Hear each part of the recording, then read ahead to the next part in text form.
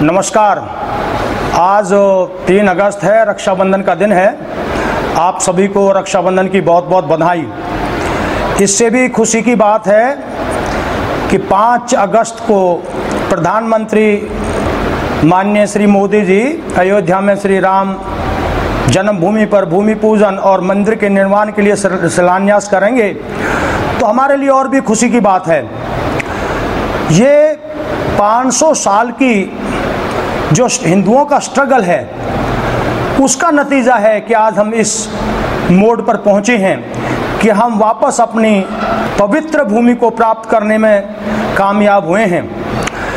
आपको अवगत होगा कि बाबर नाम का एक लुटेरा जो बाहर से आया, जिसका नाम जहीरुद्दीन मोहम्मद बाबर था, जिसका जन्म था 23 फरवरी 1483, जो 1502 में जिसने अफगानिस्तान के एक परगना पर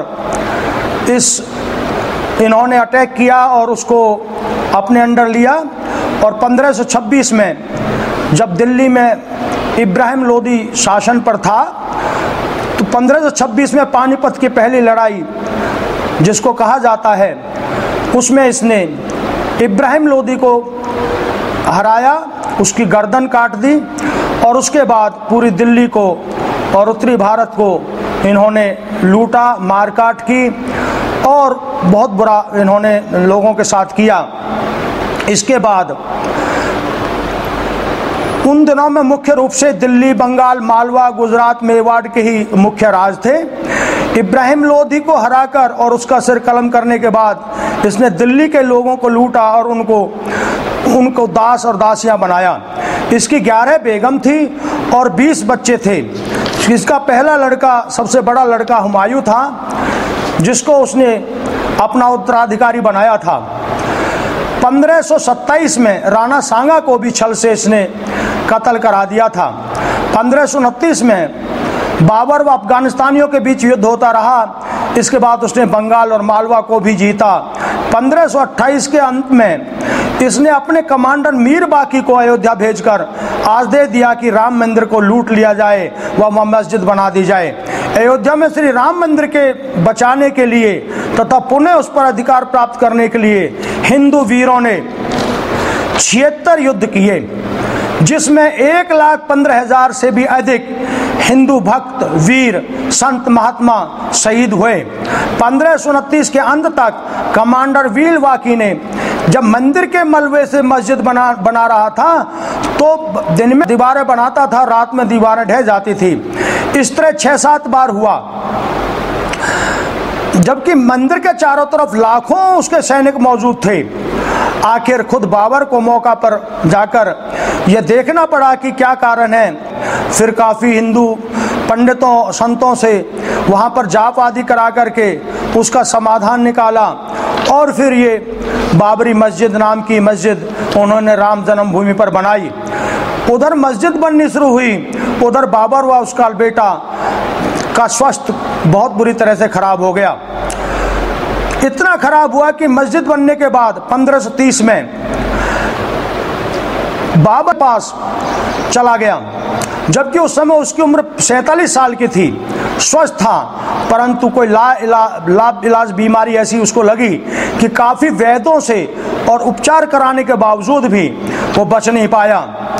मंदिर तो तुड़वा दिया, परंतु इतना विक्षेपित हो गया कि भारत का शासक बनने के बाद और आगरा में अपनी राजधानी होने के बाद भी उस एक मुट्ठी ज़मीन हिंदुस्तान की, भारत की नसीब ना हुई। उसको अफगानिस्तान में गाड़ा गया, जहाँ पर वह भयभीत हो गया और भारत से बाहर दफन करने की इच्छा जताने लगा। उसने मरने से पहले कहा था कि मैं बचूंगा नहीं, मुझे भारत की भूमि से बाहर कहीं दफनाया जाए। इसके बाद भी हिंदुओं का संघर्ष मंदिर बनाने के लिए चलता रहा।